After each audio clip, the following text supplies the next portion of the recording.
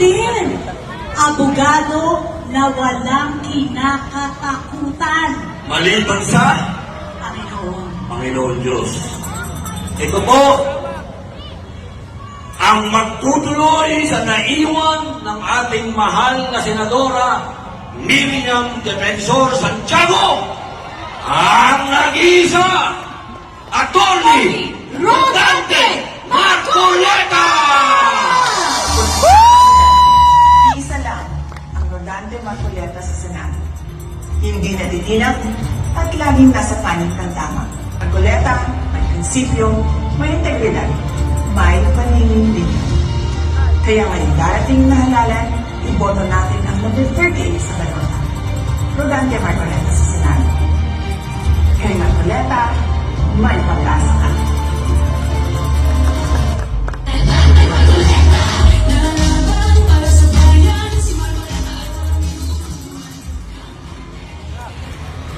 Kapag binasa po ninyo ang dyaryo kaninang umaga, ang sinasabi po ay bumaba na raw po ang presyo ng mga bilihin.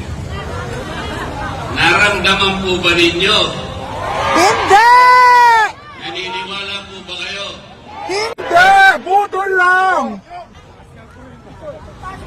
Kasi po, talagang walang pagbabago ang pagtaas ng pangunahing bilihin ngayon. Lalong-lalo na po ang pagkain. Ang kinikita po ng mamamayang Pilipino, lalong-lalo na yung pangkaraniwang manggagawa, hindi na talaga maabot yung presyo ng bilihin. Kaya ngayon po, ang sinasabi ng mga surveys, 27% po ng ating mga mamamayan ang nakararamdam na po ng gutom. Totoo po yan. Napakataas na porsyento po yan.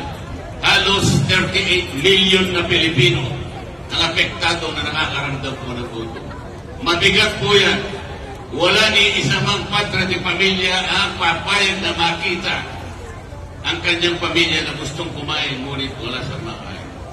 Ngunit, ang ating pamahalaan ay parang hindi niya pinapansin ang problema ito. Ang katotohanan po, wala silang ginagawa para sa ganun ay ma-resolve pa natin ang problema ito. Ang ginagawa po nila ay binibigyan po kayo ng ayuda. Marami po ayuda yan. May AX, may AKAP, may TUPAD, may MAEM, at kung ano-ano pa. Ang halaga po niyan ay halos kulang-kulang sa 2 bilyong piso. Ngunit, ang dapat na nabibigyan po dyan, hindi bababa sa bilang na 27 na mahihirap, 27 million na mahihirap na Pilipino. Hindi po ganun ang nangyayari. Sino po sa inyo ngayon, sa karamihan natin ngayon, ang nakatatanggap na regular ng ayuda? Sino po? Wala! Ayuda ngayon ang pinakamabisang forma ng korupsyon. Hindi po napupunta sa halos 27 million na mahirap na Pilipino. Pinipilang! Kaya po sinasabi, Hindi ang close ng Tagaliska! presyo ng kuryente. Mura ba ang presyo ng kuryente ngayon? Mahal! Sa mga kasama ko ngayon, kung kami po ay mapupunta lahat sa Senado, iisa lang po ang gagawin namin. Ito yung kauna-unahan. Ang sabi ko po sa kanila, at alam ko naman pumayag silang lahat. Lahat po ng kumukonsumo na pamilya na 2,000 pababa, ililibre na po natin yun. Bakit po? Kapag ginawa natin yan, ang magbibiyaya ang 27 billion Pilipino. Walang korupsyon sapagkat dire-diretsong pupunta sa inyo. Walang makakapagpasikat, walang magpapapugi. Akala mo sa kanila galing yung perang pinamimigay sa inyo. Hindi po totoo. Yun po ang gagawin natin. Madali po yun eh. Sa batas kasi ngayon, ang inililibre lang ay yung gumagasta ng 200 pesos. O isang araw lang na kuryente yun, tapos na. Paano yung ibang araw?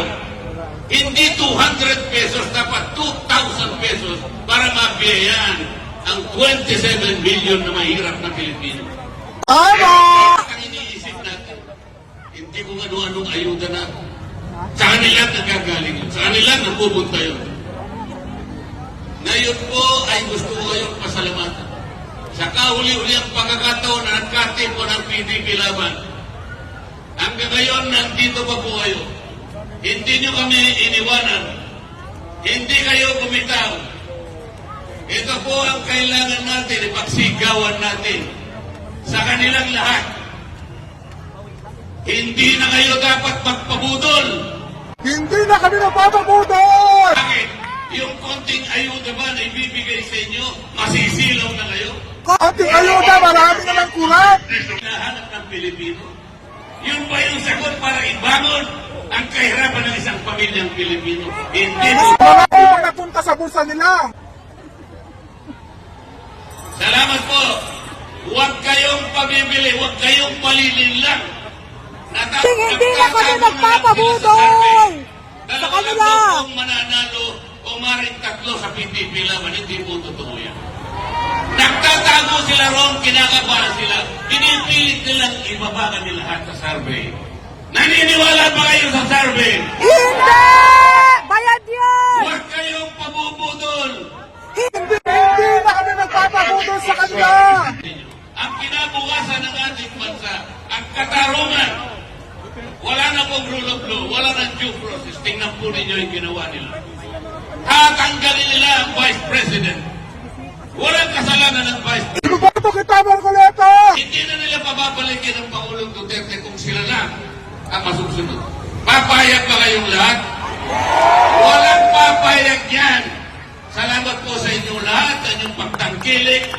Salamat sa sambayan ng Pilipino na kumikilala sa katwiran, kumikilala sa katotohanan at katarungan.